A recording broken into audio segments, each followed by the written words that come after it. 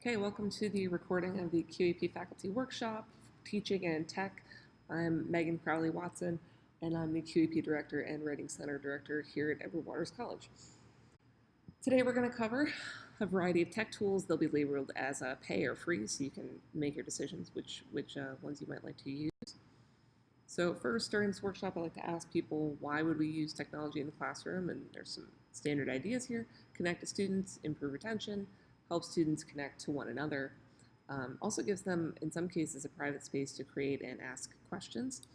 It allows you as the instructor and the students to access resources you would likely never be able to. And also, technological literacy is another skill students have to learn in college, so having them use technology more often will probably be beneficial to them. And then I have a little question here. Does anyone know of any others, right? So during a workshop, I would ask you about that. Okay, so our first piece of technology, of course, that we should all be using is Moodle.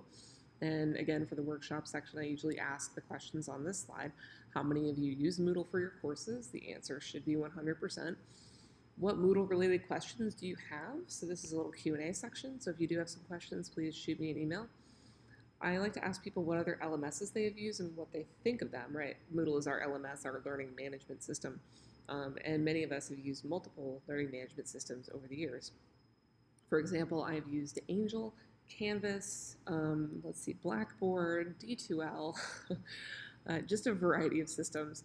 And some of them have, well, they all have positives and drawbacks, right? So I like to think about what the LMS actually does and what different LMSs can do. So what can Moodle do as far as LMSs go?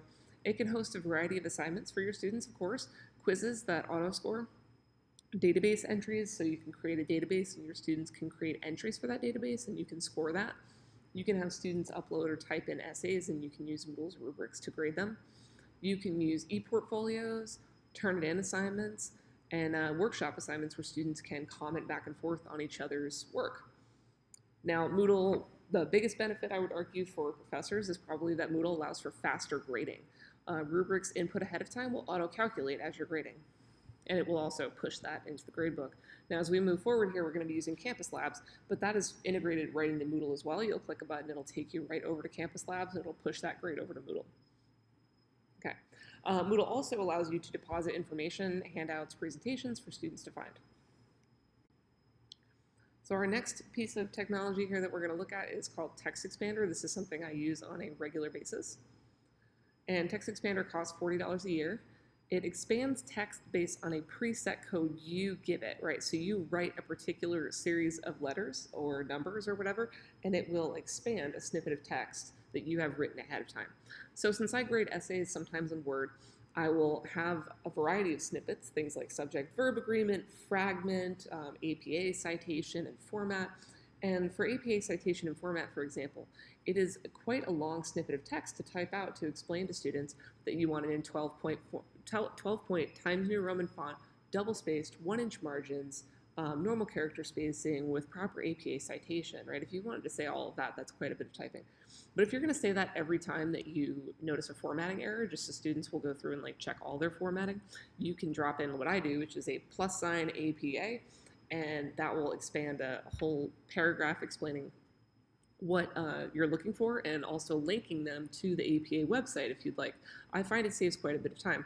As you can see here from the picture of the statistics, just between February and April, I saved 8 hours, right? And that's at 80 words a minute. If you type slower than 80 words a minute, then this saves you even more time, of course. So you can see I expanded over 1,600 snippets, saved 193,000 characters of typing. So that's, I would argue, a pretty significant time saver for you. For how much is your time worth, basically? And for me, $40 a year was a pretty decent price. Next is Equity Maps.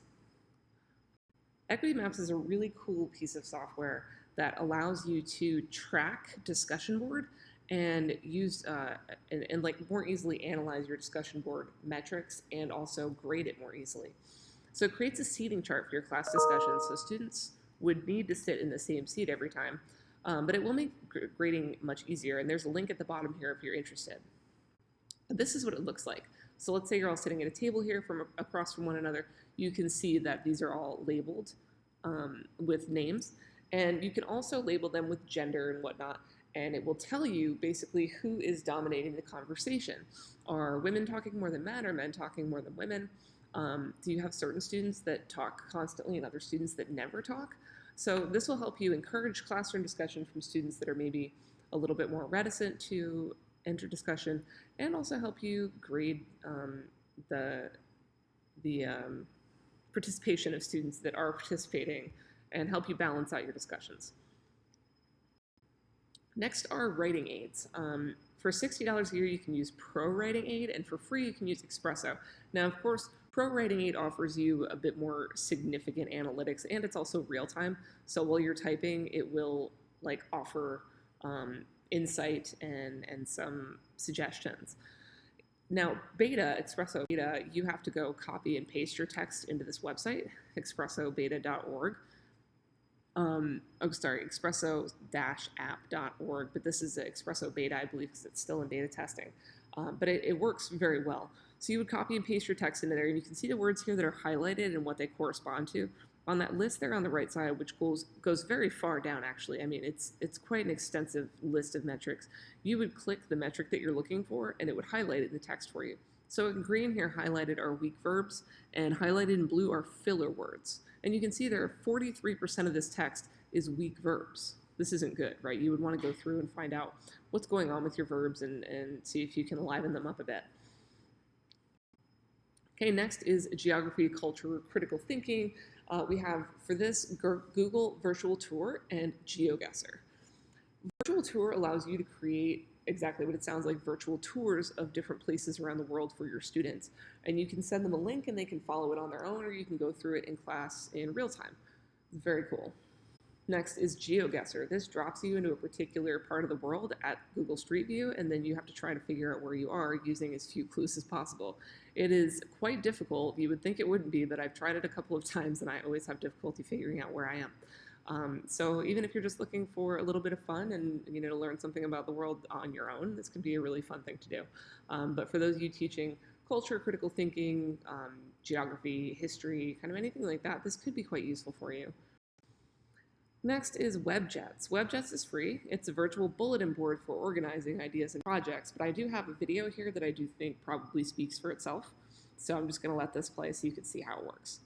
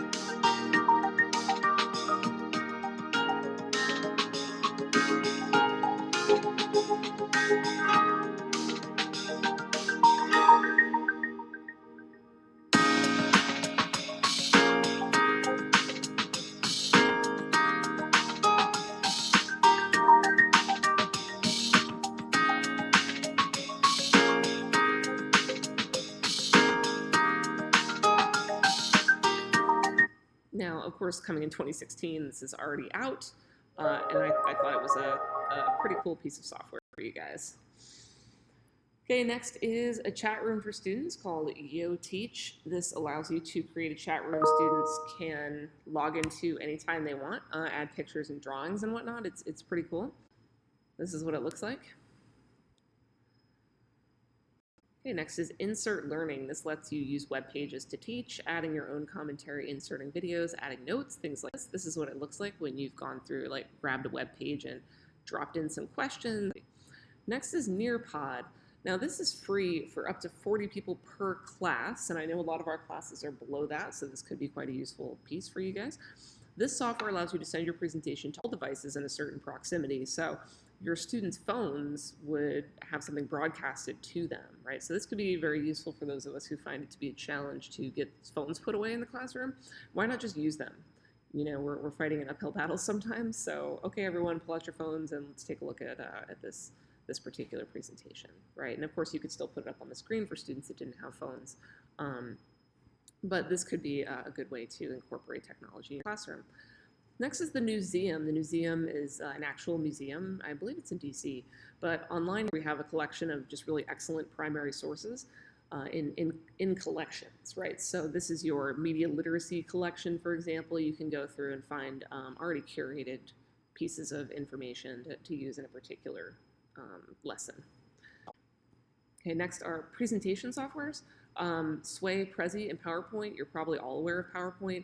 I would argue PowerPoint is still a very useful tool, regardless of the bad rap it's gotten lately. Sure, some people rely on it too much, but it can be very useful, as you can see from this particular presentation. Prezi is a more dynamic, visually stimulating version of a PowerPoint. It is free if students are willing to publish it publicly, as it were, and other people can see it. Now, if they'd like to keep their Prezis private, they will have to pay. And then finally, there's Sway. Sway is a part of our current Microsoft Office suite. You can use it for free right now. I use it for the QEP updates, and students, I believe, should be able to access it through the Microsoft Office suite they own. Now, I'm hopeful that you'll be able to click on this link so you can see what a Sway might look like, but if you click that, it hopefully will take you and let you see how a Sway works. A Sway is like a mixture between a PowerPoint and a website. You scroll through it, things pop up. It's a bit more, much like Prezi, visually stimulating and dynamic. So this can be a very good option. Students are usually quite intrigued by it when I pull it up on the board. So this could be a good way to get your students interested in presenting. Next is Classroom Q. It is Q in the sense of a line. This allows students to get in line when they have a question to ask. We've all had that experience before where in the classroom several students raise their hand at once, and it's often difficult to figure out who was first. So what you can do is have students go to this particular website and hit this red button here, assistance needed. They can drop in a comment, and it will make a list of who asked their question first. So you can actually go through and clear your queue and answer your questions in class, and it allows students to have a little bit more control over their time in the classroom. Okay, next is Slack. You might have heard of Slack, maybe you've already used it. It is free primarily. There are ways to add to it, and you can add features that add money, but the basic functionality of it is quite good for free. I use it right now on projects that I work on. This allows students to more easily get into teams. They can attach files, hold side discussions. This can be public or private. This is what it looks like. You can see on the left-hand side here, we have all these hashtags. Those hashtags are channels, and students can add whomever they would like to channels, so they can actually have multiple projects going in the same Slack at once if they would like. Okay, next is video class discussion called a Flipgrid. You have your students upload very short video responses to questions or a series of questions that you ask, and it looks a lot like Snapchat. Students can add their own creativity to it, and it does look a lot like a lot of apps that they currently use, and so a lot of students do enjoy this. Okay, next is a video library called Great Big Story. The link is here, and this particular website brings you to short videos about particular topics, and they're very well done and interesting and often quite inspiring. So if you're looking for a video on a particular topic to show in class, this could be a very good place to do it. Okay, next is polling software. Now I'm sure most of you are aware of most of these polling softwares, but just in case you aren't aware of all of them, I thought I'd just go over them and offer some links. Now we have Poll Everywhere. Poll Everywhere offers instant feedback. So students would either pop a link into their phone or text a particular number with their answer, and that would show up immediately.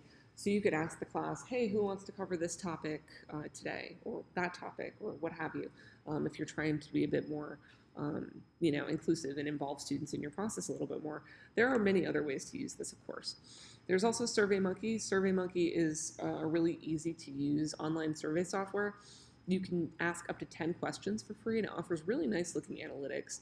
Google Forms, you can ask as many questions as you want. It's always free, and there are many different ways to ask a question. This is probably the easiest one if you have a longer survey that you would like to give, and you can download all of the answers anytime you'd like.